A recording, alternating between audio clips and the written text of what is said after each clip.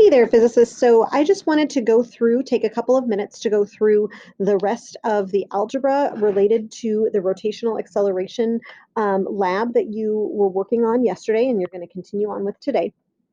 So just a little review of what we did on or in class yesterday. We had established an F net equation here for the mass 1.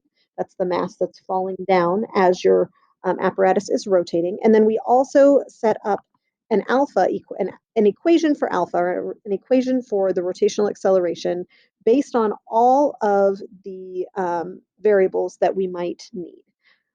Today, our goal is to take that expression for alpha and turn it into something that looks like y equals mx plus b. So if you look at it right now, it really doesn't look that way, so we need to do some algebra to figure it out.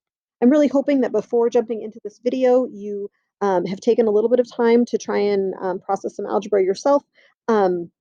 Just so that you have a sense of where we're going with this. So let's go ahead and take that expression. I'm going to just put it over here so we can start working with it. Maybe if this is going to agree with me, let's see. So we're going to do alpha is equal to m1 times g minus, so here I had a, and remember at the very end of the period I said, well, that's really just alpha times r1 times r1 divided by 2m2 r2 squared.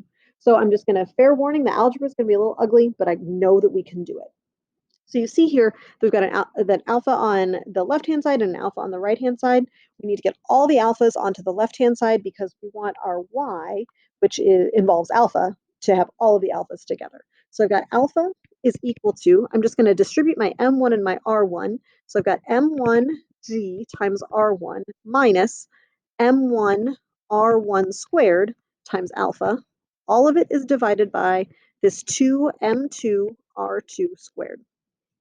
I'm going to go ahead and split this up into two separate smaller fractions. So I'm going to do one over here and one over here. I'm going to take this denominator and actually put it under each of these fractions. So I've got 2m2r2 squared. So I separated that into two separate little fractions. I'm going to take the one with alpha and I'm going to go ahead and move it over to the left-hand side. So now I've got alpha plus, because right now it's subtracted, plus m1 r1 squared alpha divided by 2m2 r2 squared is equal to m1 g r1 over 2m2 r2 squared. Okay, so now we need to figure out what to do with all of this stuff.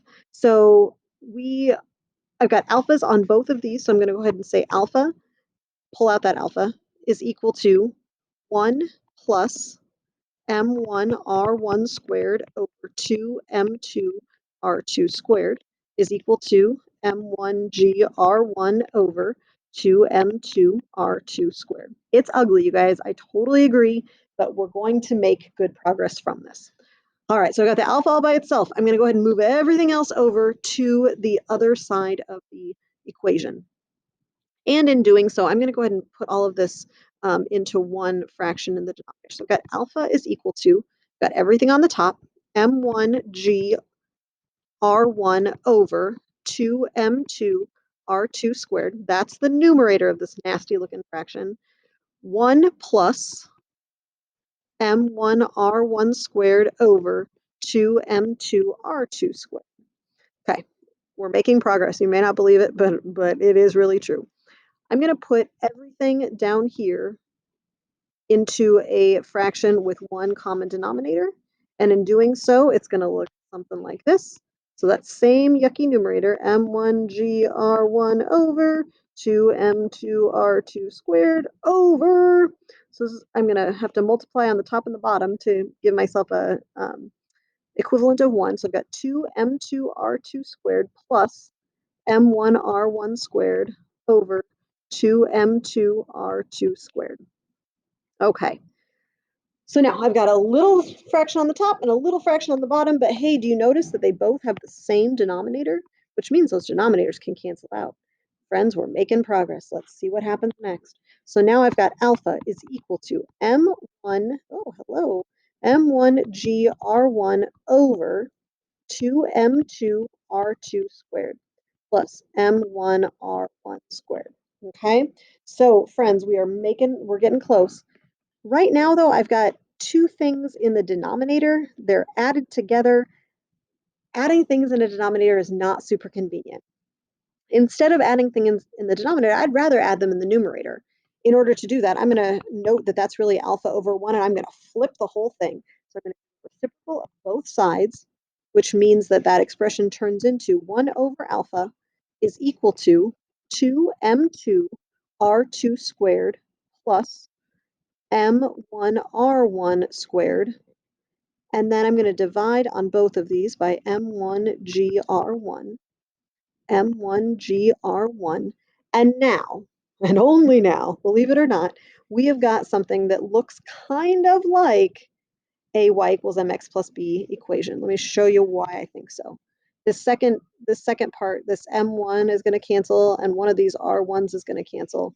So really, we've got something over here that looks kind of like a y, something over here that's got a big mess, but it has all three of the potential independent variables. I've got M2, I've got M1, I've got R2, okay? And everything else would be a constant. So I'm just going to go ahead and write that all in here for now. 2M2 R2 squared over M1G R1 plus all we're left with over here is R1 over G. These are all constants. I'm actually going to write this as 1 over alpha so as not to confuse you. But hopefully, my friends, you can see that this looks kind of like a y equals mx plus b situation. So you're going to take what you know, you're going to take your alpha that you're measuring, you're going to take whichever of those is your independent variable, put everything else in your m, and then graph. You can do it by hand or you can use Google Sheets. I don't care. Something related to your independent variable here, something related to your alpha here. It's not going to be just alpha, and it might not be just your independent variable. Say related to and related to, okay? And you're going to get something with a straight line. What? And you're going to be able to tell what the slope should be. So you should be able to predict the slope, and you should be able to predict the y-intercept, and you should be able to use the values that you had for your control variables to verify the physics that you see. Good luck.